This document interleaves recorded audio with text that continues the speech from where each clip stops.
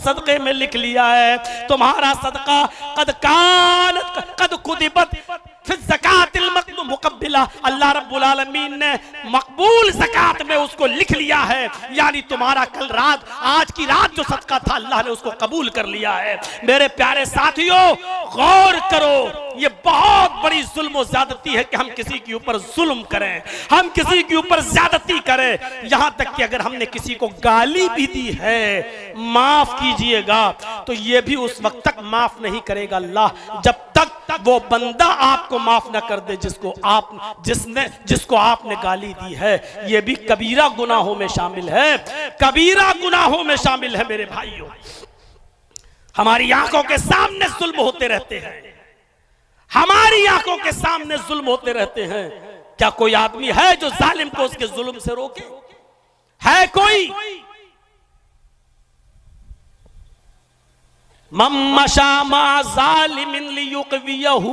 अल्लाह के नबी फरमाते हैं, जो जालिम के साथ चला इस इरादे के साथ कि जालिम को तकवीयत पहुंचाएं, इस इरादे के साथ कि जालिम का साथ दें, जालिम को तकवीयत पहुंचाएं, फ़क़द ख़रजा मिनल इस्लाम, अल्लाह के नबी फरमाते हैं कि वो इस्लाम से निकल जाता है, वो इस्लाम से खारिज हो जाता है। हम गौर करें, कितने ऐसे मौके हैं जो हम अपने जालिम दोस्त का साथ देते हैं। पहले ही से फोन पे कह दिया जाता है, मेरे दोस्त आज हक अदा कर दीजिए मेरा, आज फला फला आदमी की गवाही में तुम थोड़ा सा हमारी तरफ से बोल दो। आप जानते हैं कि मेरा दोस्त हमसे झूठ बुलवा रहा है, आप जानते हैं कि मेरा दोस्त जालिम है, लेकिन इसके बावजूद आप उसका साथ दे रहे हैं सिर्फ इसलिए कि वो दोस्त है।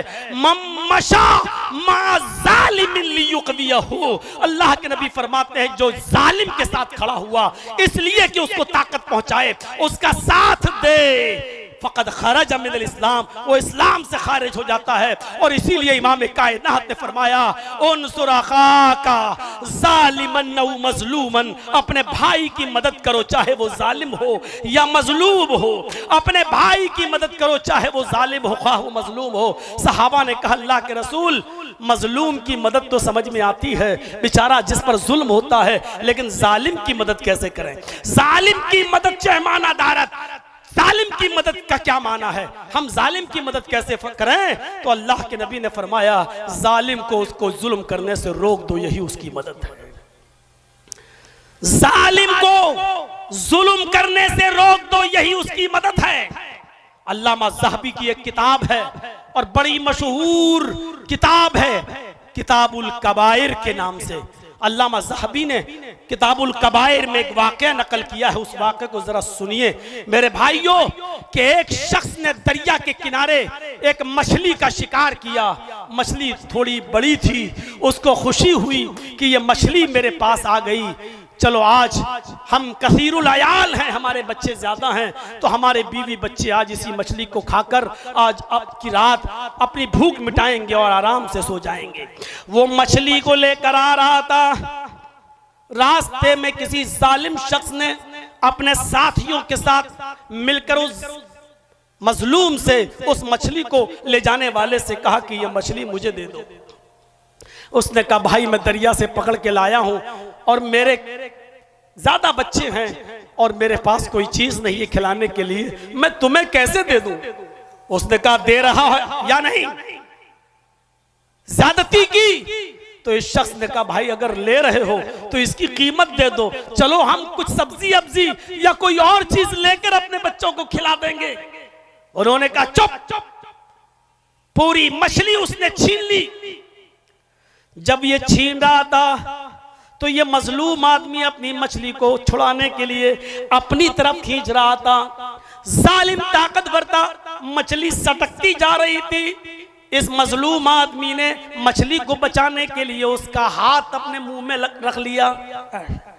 उसका अंगूठा, मछली छीनने वाले का अंगूठा इस आदमी के मुंह में आ गया जिसकी मछली थी। इसने काटा, लेकिन वो जालिम शख्स ज्यादा ताकतवर था, उसने मछली को छीन लिया और इसके काटने का भी उसके ऊपर कोई फर्क नहीं पड़ा। ये मछली लेकर चला गया। ये शख्स उसको देखता रहा और चीखता रहा, अल्लाह के बंदे मेरी मछली मुझे दे दे, मेरे पास अपनी बीवी बच्चों को खिलाने के लिए इस मछली के अलावा कोई चीज नहीं है। एक मछली छीनी थी। किताबुल कबायर में अल्लामा ज़हाबी ने जो नकल किया सुनिए आगे। आए यतीमों, मिस्कीनों, पड़ोसियों और अपने भाइयों की जमीनों पर कब्जे करने वालों, अपनी बहन और बेटियों का हक मारकर खा जाने वालों, सुनो सुनो, ये चीखता रहा, चिल्लाता रहा, अल्लाह के बंदे मछली मुझे दे दे, मेरे बीवियों बच्चों के पास इसके अलावा कुछ नहीं है। लेकिन उसने एक नहीं सुनी, ये उसको देखता रहा और जब वो उसकी आंखों से ओझल हो गया तो इसके मुंह से बद्दुआइया जुमले निकल गए। इन्हीं बद्दुआइया जुमलों के बारे में अल्लाह के नबी सल्लल्लाहु अलैहि वसल्लम ने फरमाया था, इत्तक़ी दावतल मज़लूम, मजलूम की बद्दुआ से बचो, इसलिए कि मजलूम जब बद्दुआ देता है तो उसकी आवाज और अल्लाह के अर्श के बीच में कोई पर्दा नहीं होता। लैसा बैनहू व बैनल्लाहि हिजाब, उसके और अल्लाह के दरमियान फिर कोई पर्दा नहीं होता। डायरेक्ट अल्लाह मजलूम की आह को सुनता है, फिर इंसाफ करता है। उसके इंसाफ में देर जरूर होती है लेकिन अंधेर नहीं होता है, उसकी लाठी में आवाज नहीं होती है, और जालिम इसी दुनिया में अपना अंजाम देख लेता है। वो आदमी वहां से चला गया, इसके मुंह से बद्दुआइया जुमले निकले। उस जालिम ने अपने साथियों के साथ मछली खाई, पकाया खाया और गुलछर्रे उड़ाए और सो गया। रात को इसके अंगूठे में दर्द हुआ, किसी तरीके से इसने सुबह तक उसको रात काट ली और सुबह अपने इलाके के हकीम और तबीब के पास गया। उसने कहा भाई अंगूठा देखो मेरा। तबीब ने उस अंगूठे को देखने के बाद कहा इसमें तो इन्फेक्शन, जहर फैल रहा है, तुम्हारा अंगूठा तो ये सड़ गया है। उस जमाने में कोई एंटीबायोटिक ऐसी दवाइयां तो चलती नहीं थी कि चलो उसके जहर के असर को खत्म कर दो। अब यह अंगूठा तुम्हारा काटा जाएगा, अगर तुमने अंगूठा नहीं कटवाया तो यह जहर तुम्हारे धीरे धीरे पूरे हाथ में फैल जाएगा, पूरा हाथ काटा जाएगा। उसने अपने दोस्तों से, लोगों से मशवरा किया और मशवरा करने के बाद फिर ये हुआ कि अंगूठा ही कटवा दो, यही बेहतर है। फिर उसने उस तबीब के पास जाकर 2-4 दिन के बाद अपना अंगूठा कटवा दिया और मुतमईन हो गया कि अंगूठा कट गया, चलो अब जहर का असर खत्म हो गया। 4-6 महीने गुजरे थे कि अब उसके कटे हुए अंगूठे के बाद जो हिस्सा है वहां इसका दर्द शुरू हुआ और दर्द से जब ये बेहाल हो गया तो फिर ये उसी तबीब के पास गया। वो उस इलाके का बड़ा तबीब माना जाता था। उस तबीब को उसने दिखाया, उसने कहा अफसोस तुम्हारा ऑपरेशन सही से नहीं हो सका, कुछ उनसुर उसका बाकी रह गया था, ये जहर तो तुम्हारे पूरे पंजे तक पहुंच चुका है, ये तुम्हारा पूरा पंजा काटा जाएगा। अगर तुमने पूरा पंजा यहां तक नहीं कटवाया पहुंचा तो ये पूरा हाथ में जहर फैल जाएगा और तुम्हारा हाथ यहां से काटा जाएगा। बेहतर है कि हाथ कटने से बेहतर है कि पंजा कटवा लो। उसने 2-4 दिन के बाद उसी तबीब के पास जाकर अपना पंजा भी कटवा दिया। मुतमईन हो गया कि अब मेरी हाथ कट गया, चलो कोई बात नहीं, अब तो मैं सही हो गया क्योंकि अब जहर का असर खत्म हो गया। 6-8 महीने गुजर जाने के बाद उसके पंजे के बाद वाले हाथ में फिर दर्द शुरू हुआ। उसने फिर तबीब को दिखाया, पता चला कि यह जहर यहां तक फैल गया, या कोहनी से तुम्हारा हाथ काटा जाएगा। उसने न चाहते हुए भी हाथ कटवा दिया, लेकिन 1 साल गुजर जाने के बाद ये फिर जहर यहां तक फैल गया और जब कांधा कटने का नंबर आया तो कांधा तो काट दिया गया यहां से उसका हाथ, लेकिन हकीम ने कहा कि मेरी सारी हिकमत यहां करना काम हो जाती है, अब मैं कुछ नहीं कर सकता, तुम्हारा जहर फैलता जा रहा है, जबकि मैं उस हिस्से को काट देता हूं, तो मुझे पूरी की पूरी बात बताओ कि तुम्हारे इस अंगूठे में दर्द कैसे शुरू हुआ, कब से शुरू हुआ, ताकि मैं उसकी असल जड़ तक पहुंच सकूं। इसने 2, 2.5, 3 साल का अरसा गुजर चुका था। इसने पूरा वाकया बताया कि मैंने एक गरीब आदमी से उसकी मछली छीन रहा था, तो मेरा हाथ उसके मुंह में चला गया, उसने काटा, लेकिन मैं ताकतवर था, मैंने उससे मछली छीन ली। वो चीखता रहा, चिल्लाता रहा, लेकिन मैंने उसकी मछली उसको नहीं दी। इस हकीम ने कहा बस, जरूर उस मजलूम ने तुम्हें बद्दुआ दी है, अब कोई हिकमत मेरी काम नहीं आ सकती है जब तक कि वो मजलूम तुम्हें माफ न कर दे। कोई रास्ता नहीं है तुम्हारे इलाज का। मैं कांधा भी काट दिया, लेकिन ये जहर तुम्हारे पूरे जिस्म में फैलेगा। अगर तुम अपनी जान बचाना चाहते हो तो किसी न किसी तरह उस गरीब और मजलूम इंसान को ढूंढो और तलाश करो और उससे अपनी माफी तलाफी करो। अगर वो तुम्हें माफ कर दे तो शायद अल्लाह भी तुम्हें माफ कर दे और तुम बच सको, वरना कोई और दूसरा इलाज नहीं है तुम्हारा। उस जमाने का हकीम भी कितना खुदा तरसता, उसने इसको बिल्कुल साफ साफ बात बता दी और यह आदमी उस मजलूम को ढूंढने लगा। अल्लामा ज़हबी जैसी शख्सियत इस वाक़े को नकल करती है। ढूंढता रहा, तलाश करता रहा, 1-2 महीने तक वो मजलूम आदमी दिखा ही नहीं, वो गरीब आदमी दिखा ही नहीं। और उसके बाद अचानक 2 महीने के बाद उसके मजलूम आदमी पर नजर पड़ती है, तो ये मजलूम आदमी के पैरों पे गिर जाता है, हाथ जोड़ता है। इसने कहा रे भाई, मैं तो गरीब आदमी हूं, तुम मेरे पैरों पर क्यों गिर रहे हो? उठो उठो, क्या बात है? मैंने तुम्हें पहचाना नहीं, तुम कौन हो? उस आदमी ने कहा मैं वही आदमी हूं जिसने तेरे हाथ से मछली छीनी थी, याद है?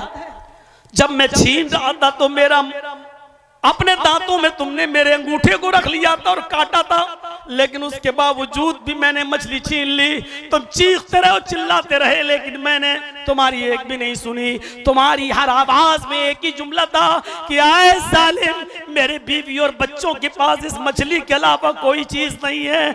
आज की रात सब भूखे सोएंगे अगर तूने मछली या मछली की कीमत नहीं दी। लेकिन इसके बावजूद मुझे तरस नहीं आया। इस मजलूम की आंखों में आंसू आ गए। इसने कहा अच्छा तुम वही हो? हाँ, मैंने पहचान लिया। अरे भाई, ये तुम्हारा क्या हाल हो गया है? तुम्हारा हाथ कहाँ चला गया? कहा तुमने जरूर कोई बद्दुआ दी होगी। मुझे इतना बता दो कि जब मैं तुम्हारी आंखों से ओझल हो गया था तो तुमने कोई बद्दुआ तो नहीं दी थी मुझे? इस मजलूम ने फरमाया कि हाँ, अब तुमने जब सच बोलने के लिए कहा तो मैं बोल देता हूं कि हाँ, जब तुम मेरी आंखों से ओझल हो गए और मुझे उम्मीद हो गई कि तुम मेरी मछली मुझे वापस नहीं करोगे और मेरे बीवी बच्चे आज की रात भूखे सोएंगे, तो उस वक्त मेरी नजरें आसमान की तरफ उठी और मैंने अल्लाह के सामने ये बद्दुआ की कि इलाहुल आलमीन, मेरी बीवी और बच्चों के पेट पर लात मारने वाले को ऐसी सजा दे जो लोगों के लिए निशाने इबरत बन जाए, जो लोगों के लिए निशाने इबरत बन जाए। मेरे मुंह से ये बद्दुआ निकली थी। मैंने ये बद्दुआ नहीं की थी कि तेरा हाथ कट जाए, पैर कट जाए। मैंने ये कहा था अल्लाह, ऐसे जालिम को वो सजा दे जो लोगों के लिए निशाने इबरत बन जाए। मुझे क्या मालूम था कि मेरी बद्दुआ कबूल हो जाएगी और तेरा ये हाल होगा। फरमाया, आए मजलूम शख्स मेरे भाई, अगर आज तुमने मुझे माफ न किया तो ये जहर मेरे पूरे बदन में फैल जाएगा और मैं मर जाऊंगा। जिस तरह तुम्हारे बीवी बच्चे हैं उसी तरह मेरे भी बीवी बच्चे हैं। अल्लाह के लिए मुझे माफ कर दे। इस गरीब इंसान ने, इस मजलूम ने कहा, जाओ, अल्लाह के लिए मैं तुम्हें माफ कर रहा हूं, मेरा तुमसे कोई मामला नहीं। वैसे तुम बड़ी सजा पा चुके हो, मुझे ये उम्मीद भी नहीं थी, लेकिन मुझे क्या मालूम कि वो कबूलियत की घड़ी थी और अल्लाह मेरी दुआ ऐसे वक्त में सुन लेगा। जाओ मेरे भाई, मैंने तुम्हें दिल से माफ कर दिया, मैंने तुम्हें दिल से माफ कर दिया। तो मेरे भाइयों, किताबुल कबाइर से अल्लामा ज़हबी का ये वाकया नकल करने के बाद मैं ये बताना चाहता हूं कि जालिम को जुल्म की सजा फौरन नहीं मिलती है। जैसे शख्स को भी 2-2.5 साल के बाद मिली, लेकिन मिली 1 इंच भी अगर किसी की जमीन पर कब्जा किया है, किसी की मां बहन को गाली दी है, किसी को बुरा भला कहा है, आज ही से माफी तलाफी कर लो, अपने मामलात साफ कर लो।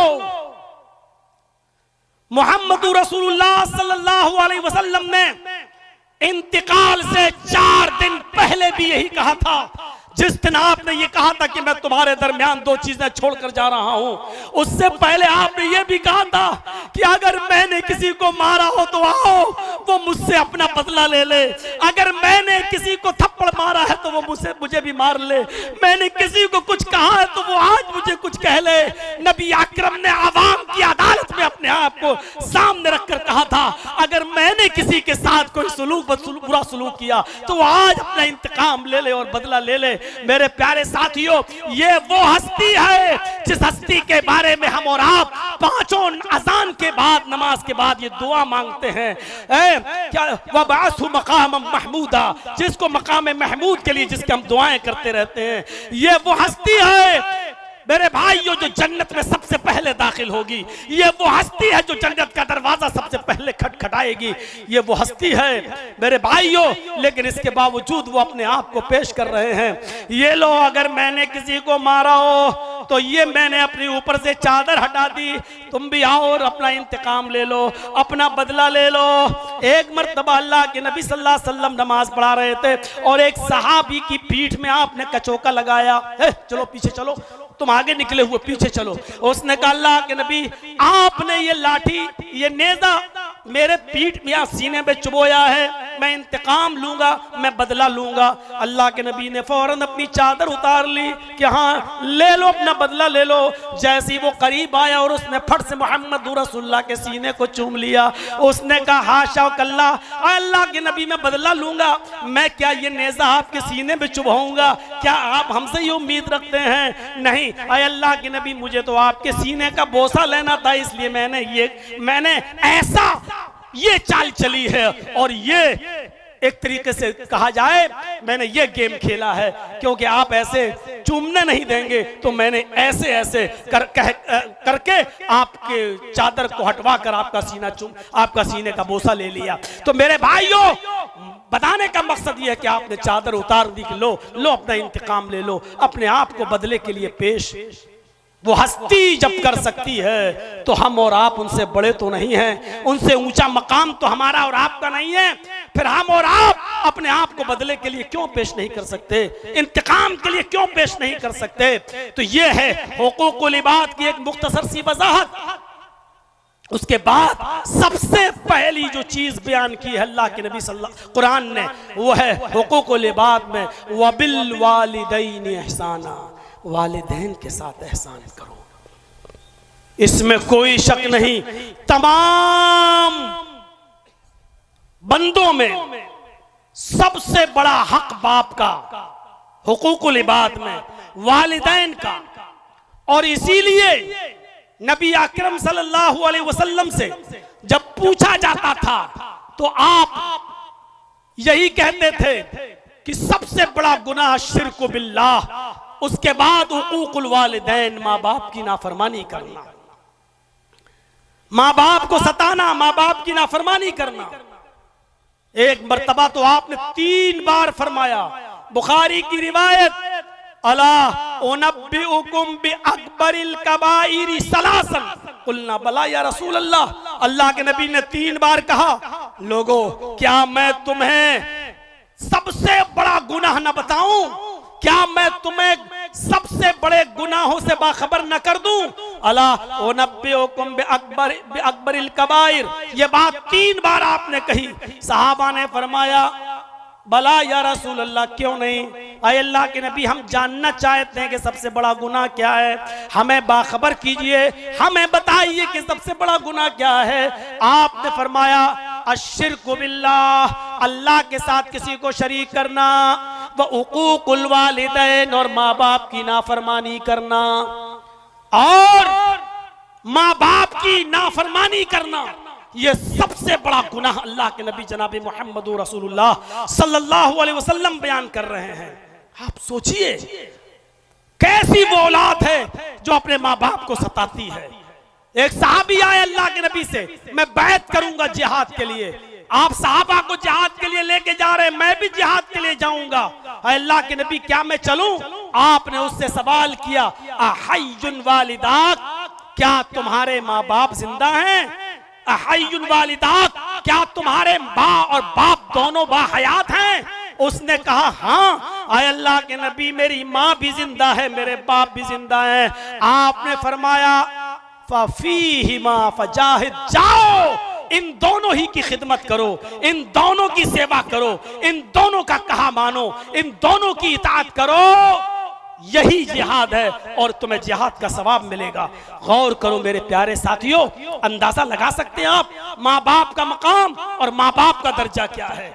हजरत मुआज़ इब्न जबल फरमाते हैं कि औसानी रसूलुल्लाह सल्लल्लाहु अलैहि वसल्लम बिअशरि कलिमात, कि मुझे मेरे नबी मोहम्मद रसूलुल्लाह ने 10 बातों की नसीहत मुझे फरमाई, 10 बातों की वसीयत फरमाई।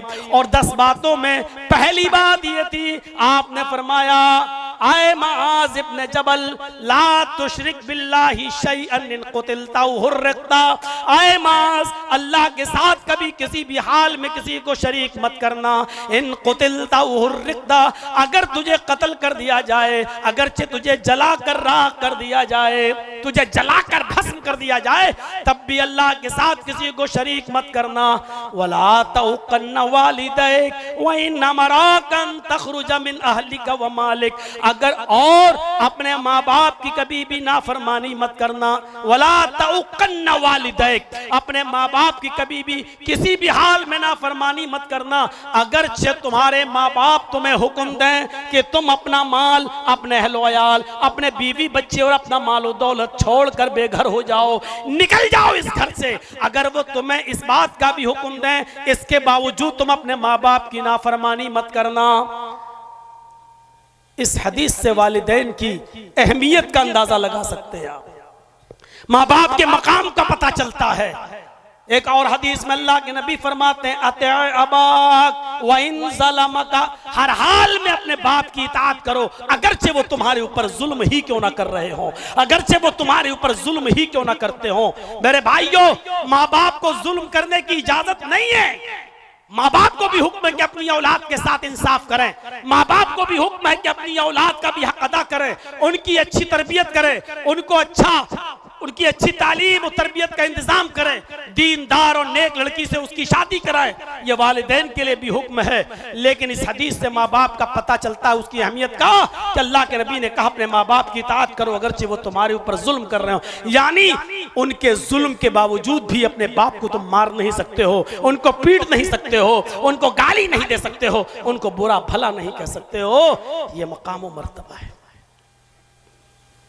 इमाम बुखारी रहमतुल्लाह अलैह अपनी मशहूर और मायादास तस्नीफ अल अदबुल मुफरद के अंदर एक वाक़या नकल करते हैं, जरा उस वाक़े को सुनिए। नौजवानों, तुम्हारे मतलब का वाक़या जरा सुनिए, और इसको कोई मामूली शख्सियत बयान नहीं कर रही है, दर्ज नहीं कर रही है, इमाम बुखारी नकल कर रहे हैं अल अदबुल मुफरद के अंदर।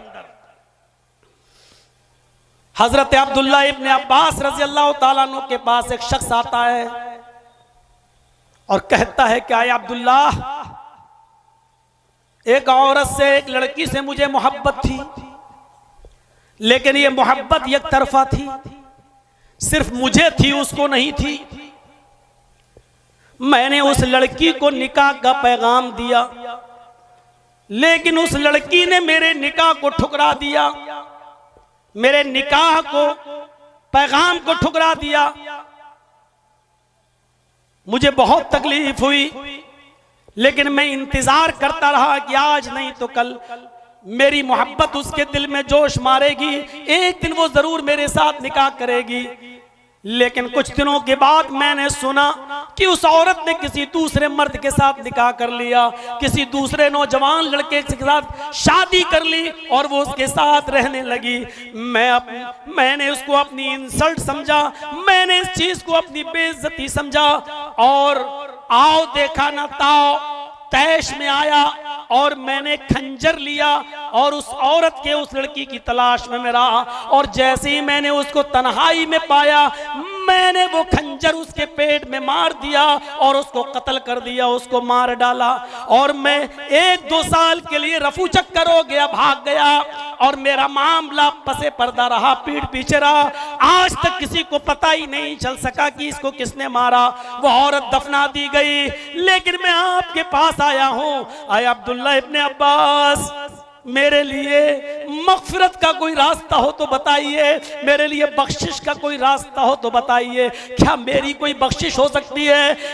मेरी कोई बख्शिश की उम्मीद है? क्या कोई है ऐसी दुआ? क्या है कोई ऐसा अमल जिसको मैं करूं और मेरी बख्शिश हो जाए? अब्दुल्ला इब्ने अब्बास रज़ी अल्लाह ताला अन्हु ने उससे पूछा, हल उम्मुका हय्यतुन, क्या तुम्हारी मां जिंदा है?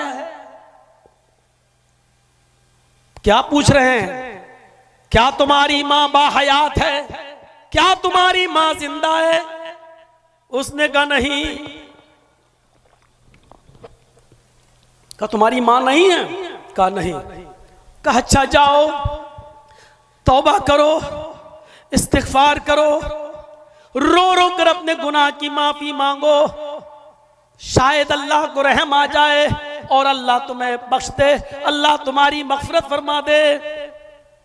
हो सकता है वो बख्श दे, गफूर रहीम है, जाओ। जब वो चला गया तो एक दूसरे साहबी ने अब्दुल्ला इब्ने अब्बास से पूछा, आए अब्दुल्ला इब्ने अब्बास, उस आदमी ने एक औरत का कत्ल किया है, और जब उसने पूछा कि मेरी मग़फ़िरत की का कोई रास्ता है, तो आपने उससे एक ही सवाल किया, हल उम्मुका हय्यतुन, क्या तुम्हारी मां जिंदा है? आपने उसको मां के बारे में क्यों पूछा? आपने उससे उसकी मां के बारे में क्यों सवाल किया कि तुम्हारी मां जिंदा है? तो अब्दुल्ला इब्ने अब्बास फरमाते हैं, मैं नहीं समझता कि माँ की खिदमत के अलावा, माँ की खिदमत से भी ज्यादा बढ़कर कोई ऐसा अमल हो जो इसके इस गुनाह को खत्म कर सकता हो। मैंने सोचा कि इसकी माँ अगर जिंदा हो तो ये कहूँ जाओ तुम अपनी माँ की खिदमत करो, क्योंकि माँ की खिदमत तकर्रुब इल्लाह का वाहिद वो जरिया है कि जिसकी बुनियाद पर यह अपने इस गुनाह को माफ करवा सकता था, अपने गुनाह को बख्शवा सकता था। तो मेरे प्यारे साथियों, अब्दुल्ला इब्ने अब्बास ने कहा, मैंने इसलिए उससे माँ के बारे में पूछा।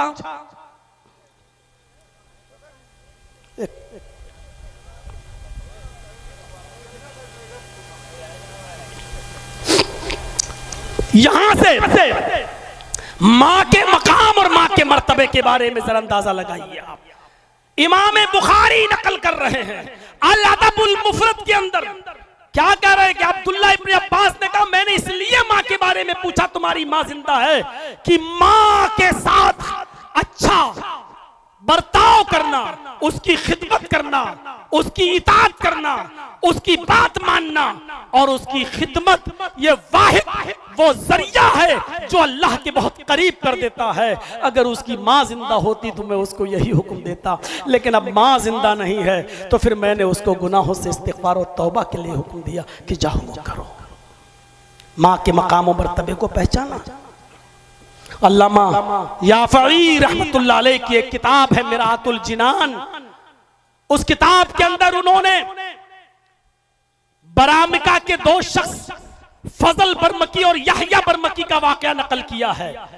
वो बरामिका जिनकी शानो शौकत और सुतुव्वत पूरे ममलकते बगदाद पर छाई हुई थी, जिनका रोबो दबदबा बैठा हुआ था, लेकिन जब ममलकते बगदाद के ऊपर खलीफा हारून रशीद का इताब आया तो फजल बरमकी और यहया बरमकी बाप और बेटे दोनों गिरफ्तार कर लिए गए और दोनों को जेल में डाल दिया गया।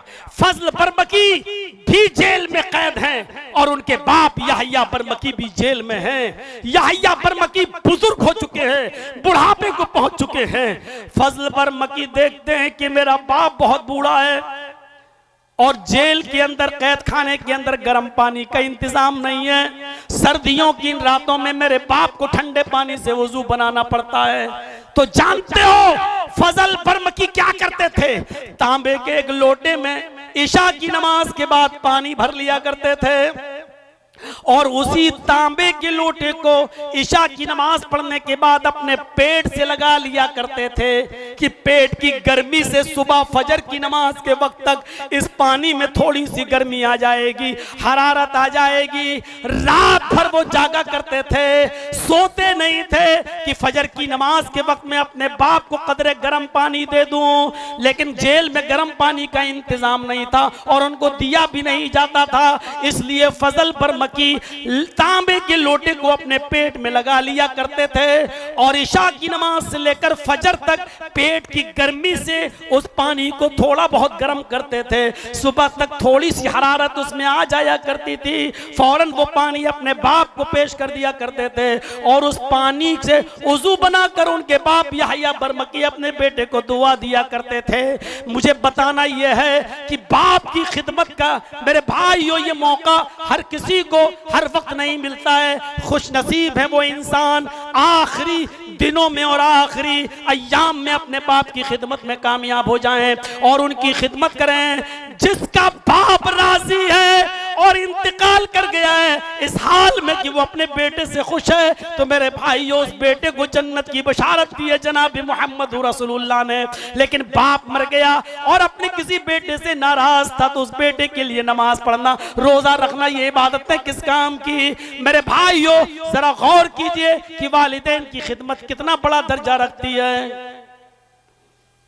औलाद के भी हुकूक हैं, कोई ये ना कहे कि वाह साहब मौलाना सिर्फ बाप का ही हक है, औलाद का कोई हक ही नहीं है। औलाद का भी हक है, उसको अच्छी तरबियत दी जाए। तारीख खतीब में खतीब बगदादी रहमतुल्लाह अलैह ने इमाम रबिया का जो वाकया लिखा है वो अहले इल्म से पूछिए। वो इमाम रबिया जो इमाम मालिक रहमतुल्लाह अलैह के भी उस्ताद थे, लेकिन ये अभी छोटे ही थे कि इनके बाप को सफर में जाने की जरूरत पेश आ गई और 20,000 अशरफी अपनी बीवी को देकर चले गए कि खर्च करना, और सफर में चले गए, लंबा सफर, लेकिन उस सफर में कई साल लग गए। बास लोगों ने लिखा है 27 साल लग गए। 27 साल के बाद लौटे तो वो छोटा सा बेटा जवान हो चुका था। घर पे आए, दुआ सलाम हुई, सब कुछ हुई, बेटे को भी देखा इतना बड़ा हो गया है। उस जमाने में दाढ़ियां तो सभी रखते थे, मेरे बेटे की भी दाढ़ी, लेकिन ये नहीं मालूम कि ये इतना बड़ा आलिम और इतना बड़ा बुजुर्ग बन चुका है कि इसके हल्के दर्स में बड़े बड़े उलमा और बड़े बड़े मुहद्दिस बैठते हैं। ये नहीं मालूम था। अपनी बीवी से सवाल करते हैं, बीवी मैं 20,000 अशरफी तुम्हें देकर गया था, तुमने कितना खर्च किया और कितना बचाया?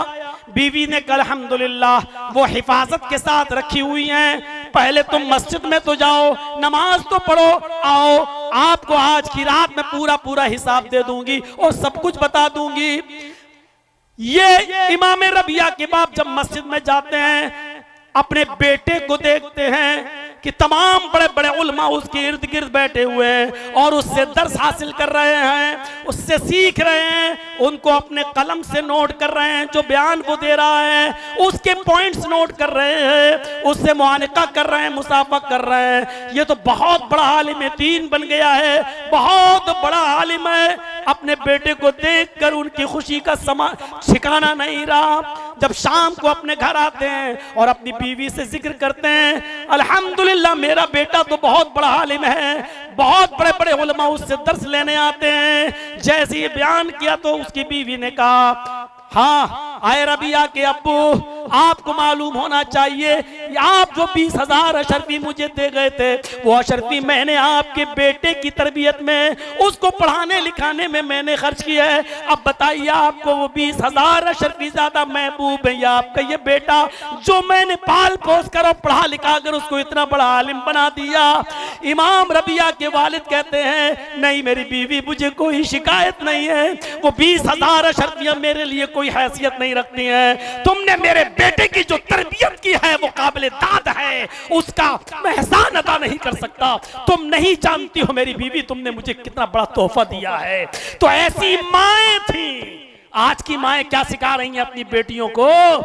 वो यूट्यूब पर देख लो, इंस्टाग्राम पे, टिकटॉक पर डांस करते हुए और नाच करते हुए, और ये फख्र महसूस करती हैं आज की अम्माएं कि देखो मेरी बेटी कितना बड़ा कारनामा अंजाम दे रही है, कितना बड़ा कारनामा अंजाम दे रही है।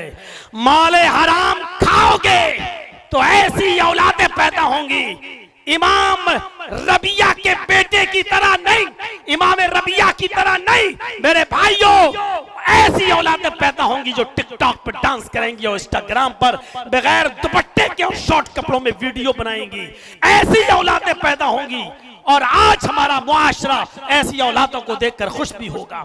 मेरे भाइयों, हजरत यूसुफ अलैहिस्सलाम के ऊपर कैसा जमाना गुजरा है। कुएं में फेंके गए, निकाले गए, मिस्र के बाजार में बेचे गए, बादशाह मिस्र ने खरीदा, फिर वो वहां परवान चढ़े, बालिग हुए, बादशाह मिस्र की बीवी ने उनके ऊपर गलत नजर डाली और उसके बाद उनको अपने गल्लक़तिल अब्वाब, सारे दरवाजे बंद कर दिए, उनको अपनी तरफ बुलाया, माइल किया, लेकिन वो बचे रहे, उनके शिकंजे में नहीं आए। दरवाजा खुला तो सामने बादशाह खड़ा है, इल्जाम लगाया, जेल में गए, 7 साल की सजा जेल में भुगती, बिल आखिर मिस्र के बादशाह भी बनाए गए। गौर करो, इतने मरहलों से गुजरे और यहाँ बाप याकूब का हाल यह है कि अपने बेटे की जुदाई में रोते रोते, आंसू बहाते बहाते नाबीना हो गए।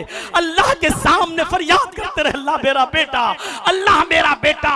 एक लंबी मुद्दत के बाद जब यूसुफ अलैहिस्सलाम बादशाह बनाए गए तो उन्होंने अपना एक कासिद भेजा अपने बाप के पास और अपनी कमीज देकर भेजा कि ये मेरे बाप याकूब को दे देना, वो सब कुछ पहचान जाएंगे। जब यूसुफ का भेजा हुआ कासिद जब याकूब के पास आता है, याकूब अलैहिस्सलाम को कमीज देता है, याकूब अलैहिस्सलाम ने उस कमीज को देखकर कहा ये तो मेरे बेटे की कमीज है। सब कुछ याद आ गया, ये नहीं पूछा आए कासिद मेरा बेटा किस हाल में है, मेरा बेटा कहाँ है।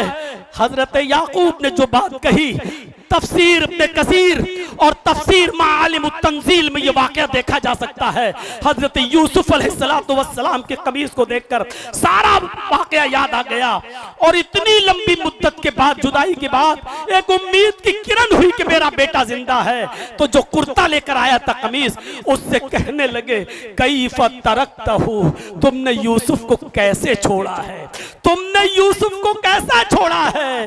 कासिद ने जवाब दिया तरकतुहू मलिक मिस्र, मैंने उनको मिस्र के बादशाह की हालत में छोड़ा है, वो मिस्र के बादशाह बना दिए गए हैं। याकूब अलैहिस्सलाम को खुशी नहीं हुई। याकूब अलैहिस्सलाम ने कासिद से कहा अरे मैं ये नहीं पूछ रहा हूं कि वो कितना अमीर हो गया है, कितना दौलतमंद हो गया है। ला अस्अलुकुम मन हाजा, मेरा मतलब ये नहीं है कि वो मिस्र का बादशाह बन गया या कितना अमीर हो गया और कितना दौलतमंद हो गया, नहीं। वलाकिन अस्अलुकुम अन अय्य दीन तरकतहू, मैं तुमसे ये पूछना चाहता हूं कि तुमने उसको किस दीन पर छोड़ा है, उसका दीन क्या है, उसका मजहब क्या है, वो एक अल्लाह की इबादत करता है या नहीं करता है, नमाज का पाबंद है या नहीं है। इतने दिनों के बाद, मिस्र की बादशाहत का ऐलान सुनने के बाद भी यूसुफ अलैहिस्सलाम की खुशी हजरत याकूब को नहीं हुई कि वो बादशाह बन गया, बल्कि सवाल ये था कि मैं ये पूछना चाहता हूं कि अन अय्य दीन तरकतहू, तुमने उसको किस दीन पर छोड़ा है। और जब जवाब अच्छा मिला कि अल्हम्दुलिल्लाह वो 5 वक्त की नमाज, वो नमाज भी पढ़ते हैं, वो रोजा भी रखते हैं, वो ख्वाब की ताबीर भी बताते हैं और वो अल्लाह के दीन को कायम भी करते हैं। जब ये सारी चीजें बताई गई तब उनको खुशी हुई। ये एक बाप की जिम्मेदारी है कि एक बाप ये देखे कि तुम्हारा बेटा इंजीनियर है, सिविल इंजीनियर है, MBBS है, डॉक्टर है, सब कुछ है, तुम्हारा बेटा नमाजी है या नहीं, तुम्हारा बेटा दीनदार है या नहीं। हजरत इब्राहिम अलैहिस्सलाम ने जब अपनी औलाद को, इस्माइल को और हाजरा को जब बेआबो गया वादी में छोड़ा और जब चले गए दूर तो यही कहा रब्बी इन्नी अस्कनतु मिन ज़ुर्रियती बिवादिन गैरि ज़ी ज़रा रब्बना लियुकीमुस्सलाह। आय अल्लाह, मैंने अपनी बीवी बच्चों को, अपने अपनी आल औलाद को, आय अल्लाह मैंने एक गैर ज़ी ज़रा, एक बियाबान वादी के पास छोड़ा है। रब्बना लियुकीमुस्सलाह, आय अल्लाह मैंने वहां इसलिए छोड़ा ताकि वो नमाज कायम करें, ताकि वो नमाज के पाबंद हो जाएं। एक बाप की जिम्मेदारी यह है। आपने अपने बेटे को इंजीनियर बनाया, आपने अपने बेटे को डॉक्टर बना लिया, आपने अपने बेटे को MBA करा लिया, CA करा लिया, सब कुछ करा लिया। मुबारक हो आपको कि बहुत बड़ा आदमी बना दिया। लेकिन आपने अपने बेटे को अगर नमाजी ना बनाया, आपने अच्छी तरबियत नहीं दी, तो आप नाकाम है। ऐसी औलाद जो आपकी कब्र पे खड़े होकर यह न कह सके कि अल्लाहुम्मा अग़फ़िर लहू वरहमहू वआफ़िही वअफ़ू अन्हू वअकरिम नुज़ुलहू वस्सिअ मुदख़लहू वग़सिलहू बिलमाई वस्सल्जि वलबरद। ऐसी औलाद जो आपकी कब्र पे खड़े होकर यह न कह सके कि रब्बना अग़फ़िर ली वलिवालिदैया वलिलमुमिनीना यौम यक़ूमुल हिसाब, तो आप बेकार हैं, नाकारा है, नाकाम है। आपका ये MBBS बेटा बिल्कुल नाकाम है और आप कामयाब न समझें अपने आप को, क्योंकि अब आप इस दुनिया से जाने वाले हैं। मैंने अपने बाप की मौत को जितने करीब से देखा है, शायद किसी बेटे को इतने करीब से देखने का मौका मिला हो कि आखिरी वक्त है, मुझे पकड़े हुए हैं मेरे बाप, और मुझसे मैंने कहा कि मैं थोड़ा सा अभी जाता हूं, घर तक होके आता हूं, हाथ नहीं छोड़ रहे हैं। मैंने कहा आवाज बंद, कोई चीज उनकी जबान से नहीं निकल रही। मैंने कहा अब्बू आज जुमा है, जरा नहाने जा रहा हूं, जुमा पढ़ाना है। हाथ छोड़ दिया है। मैंने वो करीब से देखा है रूह को निकलते हुए। मेरे प्यारे साथियों, मेरे भाइयों, वो बाप कितना खुश नसीब है कि जो ऐसी औलाद को छोड़ के जाए जो उसके लिए दुआ करे, क्योंकि अल्लाह के नबी ने यही तो फरमाया था कि इंतकाल के बाद अमल का सिलसिला मुनक़ता, इज़ा मातल इंसान फनक़ता अन्हु अमलुहु, सारे अमल का सिलसिला मुनक़ता इल्ला बिसलास, सिर्फ 3 चीजें, इल्ला बिसदक़तिन जारिया, सदका जारिया, और उन 3 चीजों में एक नेक औलाद जो अपने बाप के लिए दुआ करे। यहाँ खड़े हैं जितने लोग बैठे हैं, क्या उनको ये दुआएं याद हैं? क्या वो अपने बाप के लिए ये दुआ कर सकते हैं? अल्लाहुम्मा अग़फ़िर लिवालिदी वरहमहू वआफ़िही वअफ़ू अन्हु वअकरिम नुज़ुलहू। क्या वो ये दुआ कर सकते हैं कि अल्लाहुम्मा इन्ना हाज़ा अबी फ़ी ज़िम्मतिक व हब्ल मिन जवारिक? क्या ये दुआएं उनको याद हैं? फ़क़ही मिन फ़ितनतिल क़ब्रि व अज़ाबिन नार, अल्लाह इनको कब्र के फितने से बचा, इनको अज़ाब कब्र से महफूज फरमा। मेरे भाइयों, ये दुआ तो आप अपनी ज़बान में कहते हो कि अल्लाह मेरे बाप को बख्श दे, अल्लाह मेरे बाप की मग़फ़िरत फरमा। अरे वो दुआएं याद करो जो जनाब मोहम्मद रसूलुल्लाह खुद सिखा कर गए हैं और खुद दुआएं मांगा करते थे। उन दुआओं को याद करो। एक बाप बहुत कामयाब है कि उसने अपने बेटे को इंजीनियर बना लिया, बहुत कामयाब है कि उसने अपने बेटे को सब कुछ बना लिया, लेकिन कितना नाकाम है कि वो अपने बेटे को ये दुआएं याद नहीं करा सका और दीन की तालीम और तरबियत नहीं दे सका। मेरे भाइयों, वो बाप कितना नाकाम इंसान है जो इस दुनिया से इस हाल में जाता है। हुकूक अदा करो। वबिज़िल क़ुरबा, फौरन कहा वालिदैन के बाद वबिज़िल क़ुरबा, क़राबतदारों का ख्याल रखो, उनके साथ भी हुस्न सलूक करो।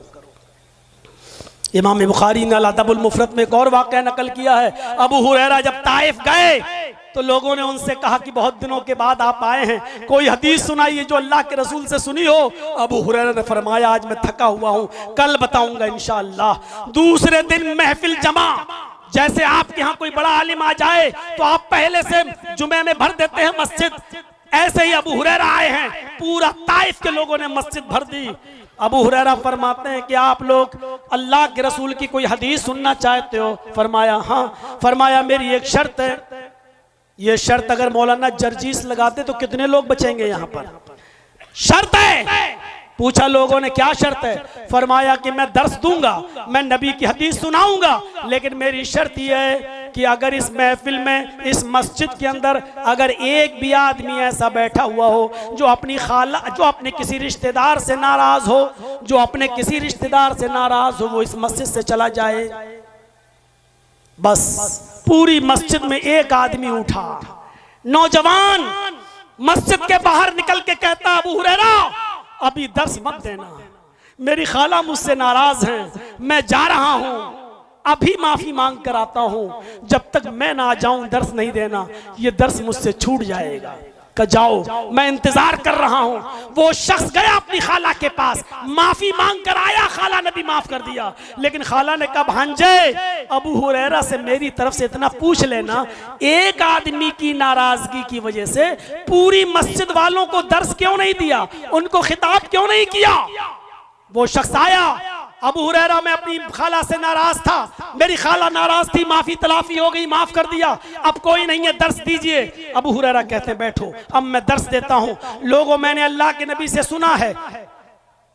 नौजवान बोला, अबू हुरैरा मेरी खाला ने एक मसला पूछा है, एक शख्स की वजह से, एक आदमी की नाराजगी की वजह से पूरी महफिल वालों को आपने दर्स क्यों नहीं दिया, क्यों आपने खिताब नहीं किया? तो अबू हुरैरा फरमाते हैं यही मेरा दर्स होगा आज। मैंने अल्लाह के रसूल सल्लल्लाहु अलैहि वसल्लम से सुना है, जिस मजलिस में, जिस महफिल में एक भी आदमी रिश्तेदारी को तोड़ने वाला, काते रहम एक भी होता है, एक भी शख्स अगर किसी अपने रिश्तेदार से नाराज रहता है तो अल्लाह पूरी मजलिस, पूरी महफिल पर सकीनत और गशियत और रहमत नाजिल नहीं फरमाता है। अल्लाह अपनी गशियत, रहमत और सकीनत पूरी मजलिस से उठा लेता है। मैंने सोचा कि अगर कोई ऐसा आदमी यहाँ रहा तो अल्लाह की रहमत नाजिल ही नहीं होगी, तो दर्स देने का फायदा क्या है? इसलिए मैंने कहा कि कोई भी शख्स नाराज हो तो चला जाए। मेरे भाइयों, मौलाना जर्जीस अगर कह दें कि जो भी आदमी अपने रिश्तेदार से नाराज हो वो यहां से उड़ के चला जाए, तो मैं नहीं समझता हूं, ईमानदारी के साथ अगर लोग उठ के जाने लगे तो एक आदमी भी यहां मौजूद रहे, शायद मौलाना जर्जीस भी इस हम्माम में नंगे नजर आएंगे, क्योंकि ऐसा हो ही नहीं सकता कि सब मुझसे भी खुश हों। कोई ना कोई तो मुझसे भी नाराज होगा मेरे रिश्तेदारों में। गौर करिए आप, बातें बहुत लंबी हो जाएंगी।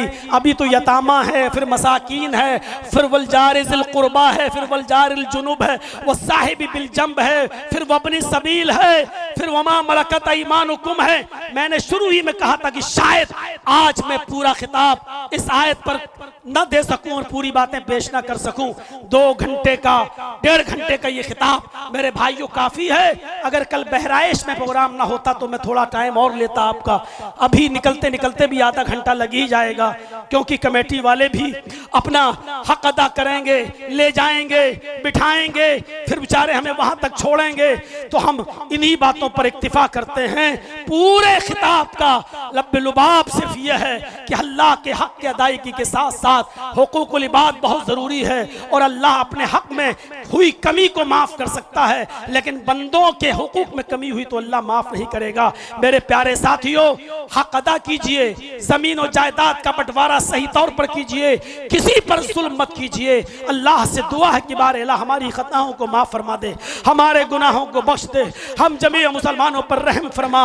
आय अल्लाह हमें बंदों के हुकूक अदा करने की तौफीक अता फरमा, रिश्तेदारों के हुकूक अदा करने की तौफीक अता फरमा, हुकूक ज़ौजैन अदा करने की तौफीक अता फरमा, हुकूकुल वालिदैन वल औलाद अदा करने की तौफीक अता फरमा, और जितने भी बंदों की किस्में हैं हमें एक दूसरे के हक को समझने की तौफीक अता फरमा। इलाहुल आलमीन, जब तक तू हमें जिंदा रख, इस्लाम पे जिंदा रखना, और जब हमारा खात्मा हो तो ईमान पर हमारा खात्मा फरमाना। वमा अलैना इल्लल बलागुल मुबीन व आखिरु दावाना अनिल हम्दुलिल्लाहि रब्बिल आलमीन। अस्सलामु अलैकुम व रहमतुल्लाहि व बरकातुहू। जज़ाकुमुल्लाहु खैरन व अहसनल जज़ा। माशा अल्लाह, अभी हम शेख मोहतरम से इंतहाई कीमती गुफ्तगू समात कर रहे थे। बड़े ही अच्छे अंदाज में और ख़तीबाना अंदाज में आप बेहतरीन और उम्दा बातें बयान कर रहे थे। अल्लाह रब्बुल आलमीन से दुआ है रब्बुल इज़्ज़त हमें इन बातों पे अमल की तौफ़ीक अता फ़रमाए, आमीन। मैं आप तमाम लोगों का बहुत शुक्रिया अदा करता हूँ, और ये कि जो हाँ शेख से कोई हाथ न मिलाए, मुसाफा न करे, क्योंकि अभी भीड़ ज़्यादा हो जाएगी, दिक्कत बढ़ जाएगी। बस दूर से ही आप सलाम कर ले। और एक चीज़ ये कि औरतें थोड़ा सा अभी रुक जाएं, 5-10 मिनट और रुक जाए, उसके बाद निकलें। अभी मर्द हज़रात निकल रहे हैं, इधर स्टेज की तरफ से भी जाएं और उधर दाहिने तरफ से भी, और औरतें अभी रुकी रहें। और जो गाड़ी रास्ते में खड़ी है उसको पार्किंग में लगा दिया गया है, तो जिन साहब की गाड़ी रास्ते में रही होगी वो परेशान न हो, उनकी गाड़ी यहाँ बगल में पार्किंग में है, इंशाअल्लाह वहाँ से उन्हें मिल जाएगी। मैं तमाम लोगों का